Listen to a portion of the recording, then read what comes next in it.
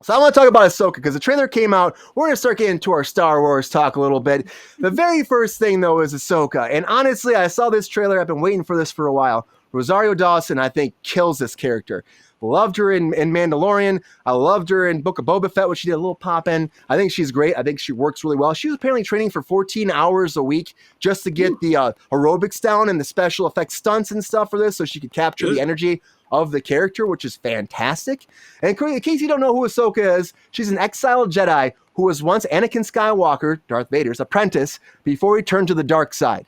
And she was introduced in 2008 animated film Star Wars: The Clone Wars, and of course was in the Clone Wars TV series, chronicled her time learning from Anakin. And by the time the show concluded, she became a fan favorite, and she became really one of the first major female Jedis that have been put out there. So she's a huge character that's been animated forever, and they finally brought her to the screen thanks to, the whole Mandalorian world and the whole movement for Star Wars on Disney Plus. It's been fantastic. So I saw this trailer, and honestly, I love the way she wields the freaking lightsabers. The fact that she throws them on the ground and then uses the force to spin them around and make a fucking hole and it goes down. I'm like, nobody does that, you know? Right. And the Thrawn thing, I never watched the animated series, but I know of Thrawn, and I know that Thrawn is the most intelligent big bad that Star Wars has had. The fact that he was there with Darth Vader and there with Palpatine, and then afterwards he still got through all of it, the Empire falling, and it was this big pivotal character that's going to be only blown up even more, I think.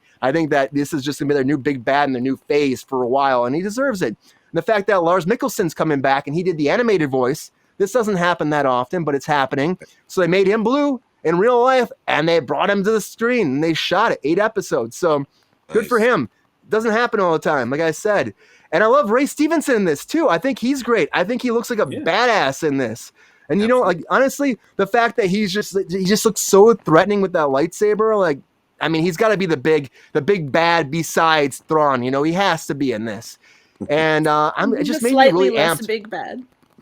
slightly less big bad. The medium bad. The medium bad, like the Jedi bad, and he's more the brawn, and then Thrawn is more the brain. And that might be that kind of 1-2 combo.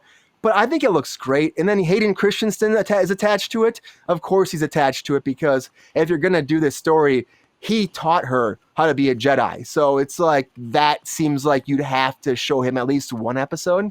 And it says it's only one episode, but again, everyone's listed as one episode on the actual IMDb page. So he's probably going to be in it more than that. So I don't know. I was excited about it. I want to talk about it today. Let's go to Rachel first. Rachel, are you excited about this? Do you think this looks good? And does it make you be more amped about the Star Wars franchise? I think the Star Wars franchise is cutting it real close on how many series they're putting out.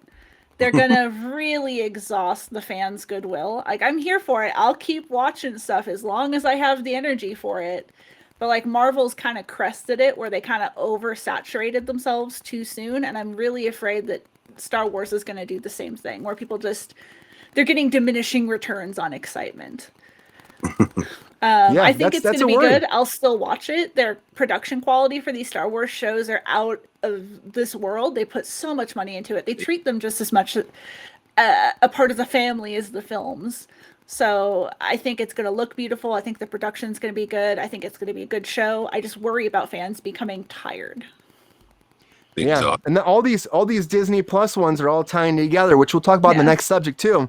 But yeah, so they have an idea that's going to all blend together into a movie eventually, which is nice. They're actually planning that far ahead because a lot of times this doesn't happen. We look at the last franchise, where it's you did 3 movies and they had such a up and down the storyline. Didn't seem like they had an idea what they were doing. They're changing directors without one narrative flowing through the whole thing, and then JJ's trying to fix it, and maybe they learn from that. I love sequel films. I thought they were great.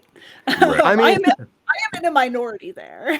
And honestly, Rachel, I don't hate on them. I just know that I feel like there could have been more of a plan. The second one is still my least favorite. I actually like Rise of Skywalker a lot, and a lot of people don't. So good. Yeah. And honestly, that's a conversation. Justice for the prequels too. Yeah, it really is. The fact that the guy who played Jar Jar Binks came back in Mandalorian, good for him. Not as Jar Jar. That was great. Awesome for him. Awesome for him. Keoki, you saw this trailer. Are you excited about Ahsoka? Is this really make you amp for us? And how you feel about this shared universe right now?